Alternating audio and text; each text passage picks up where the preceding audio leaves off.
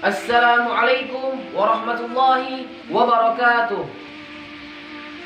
Alhamdulillah. Alhamdulillahi wa kafa. Assalatu wassalamu ala rasulihil mustafa wa ala alihi wa sahbihi wa mawala. Amma ba'du. Marhaban ya Ramadan. Bapak-bapak, ibu-ibu, hadirin wal hadirat yang dirahmati Allah Subhanahu wa taala.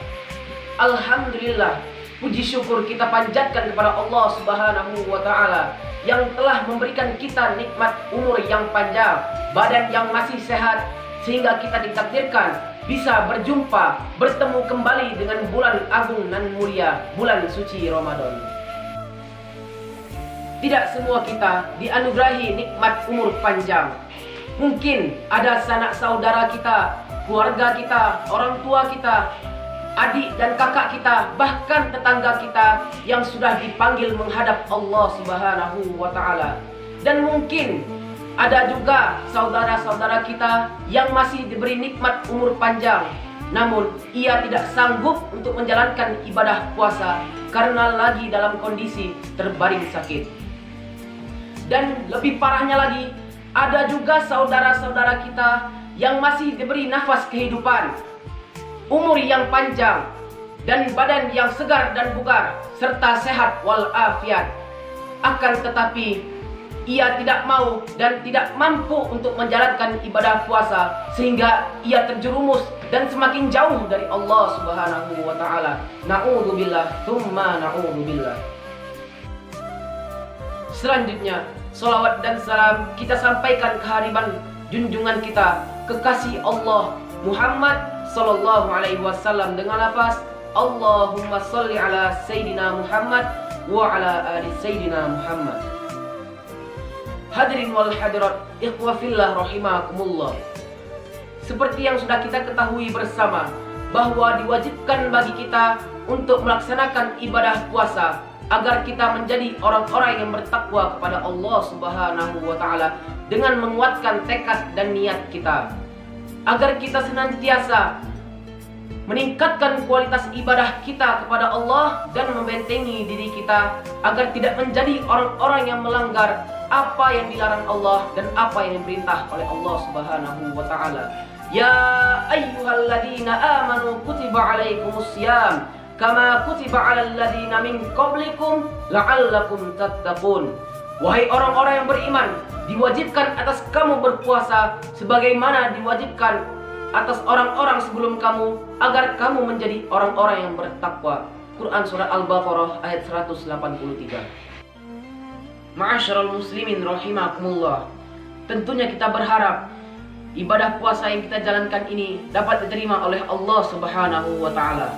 Oleh karena itu, mari kita berjuang dan bertekad untuk melaksanakan ibadah puasa yang penuh akan kualitas, agar kita bisa terhindar dari hal-hal yang dapat merusak diri kita sendiri. Ibadah yang kita jalankan ini bukan hanya menahan lapar saja, bukan hanya menahan dahaga dalam 1 bulan saja, namun lebih daripada itu. Lantas, seperti apakah ibadah puasa yang penuh akan kualitas itu? Setidaknya, untuk mendapatkan ibadah puasa yang berkualitas, ada 2 hal yang harus kita renungkan dan kita laksanakan dengan sebaik-baiknya. Yang pertama, kita harus betul-betul menata niat kita untuk ikhlas berpuasa karena Allah Subhanahu wa taala. Jangan sampai terbesit di dalam hati kita ini sedikit pun rasa berat dan terbebani untuk menjalankan ibadah puasa ini. Jangan sampai kita berpuasa karena malu dengan keluarga, takut dengan atasan, atau ingin dipuji oleh orang lain. Bisa jadi kita mengatakan kepada orang lain bahwa kita sedang berpuasa, namun sebenarnya kita berbohong, dan faktanya kita sedang tidak berpuasa. Inilah yang kemudian bisa kita sebut sebagai puasa formalitas. Seharusnya datangnya bulan Ramadan ini harus kita sambut dengan rasa senang dan bahagia, serta saat menjalankannya pun harus dengan rasa kesungguhan dan keimanan. Jika hal ini bisa kita camkan pada diri kita, insya Allah kita akan meraih pahala dan diampuni dosa-dosa kita yang telah lalu. Sebagaimana Rasulullah SAW bersabda, "Man shoma Ramadanan imanan wa ihtisaban ghufira lahu ma taqaddama min dzambi. Barang siapa yang berpuasa karena keimanan dan kesungguhannya, maka akan diampuni dosa-dosanya yang telah lampau. Hadirin wal hadirat rahimakumullah. Selanjutnya, hal kedua yang harus kita renungkan agar ibadah puasa yang kita jalankan ini menjadi puasa yang penuh akan kualitas adalah kita harus mampu mempuasakan seluruh anggota tubuh kita, pikiran dan hati kita. Kita tidak hanya dituntut untuk menahan lapar dan dahaga saja. Mata kita harus dipuasakan dari pandangan yang tercela dan dibenci oleh syariat, serta melalaikan diri kita kepada Allah Subhanahu wa ta'ala. Mulut kita juga harus dipuasakan dari berkata yang kotor, menebar permusuhan di mana-mana, menghina, mengumpat, mengunjing, melakukan kebohongan. Tangan kita juga harus dipuasakan dari melakukan kezaliman kepada orang lain, mengambil hak orang lain, dan merugikan orang lain. Memang mempuasakan seluruh anggota tubuh kita ini terasa sangat berat sekali untuk dilakukan. Apalagi di zaman modern saat ini, di mana kata orang, sekarang kita sudah berada dalam dua dunia, yaitu dunia nyata dan dunia maya. Jika dulu, sebelum adanya perkembangan teknologi internet, khususnya media sosial, kita jarang sekali menemukan dan melakukan hal-hal maksiat di dunia nyata. Namun, di era perkembangan teknologi dan informasi yang sangat pesat saat ini, yang mana dunia sudah berada dalam genggaman kita, kemaksiatan pun bisa kita lakukan hanya dengan genggaman tangan kita. Mulai dari mata, mulut, dan tangan pun bisa saja kita lakukan kemaksiatan hanya dengan kecanggihan teknologi internet. Terlebih dengan media sosial yang menjadikan kita merasa bebas dan untuk mengungkapkan apa saja yang ada dalam hati kita dengan jari jemari kita, sehingga bisa merugikan orang lain, menghina orang lain, membuli orang lain, mengintimidasi, memprovokasi orang lain, dan orang lain pun merasa terzolimi.